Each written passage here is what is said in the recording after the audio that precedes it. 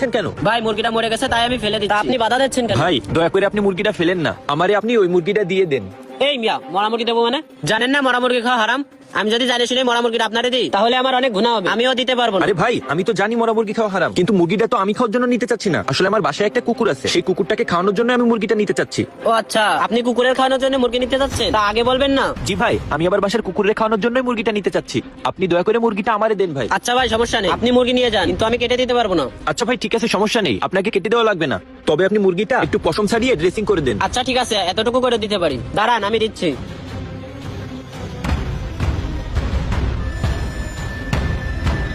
নেন ভাই, মুরগি রেডি হয়ে গেছে। আচ্ছা ভাই এই নেন, এই টাকাটা রাখেন। না না ভাই, কোনো টাকা আমি নেব না। মরা মুরগি খাওয়াও হারাম, মরা মুরগি বিক্রি করাও হারাম। টাকা দেওয়া লাগবে না, আপনি যান। আচ্ছা ভাই ঠিক আছে, আসি তাহলে। আচ্ছা ভাই ঠিক আছে, আবার আসবেন।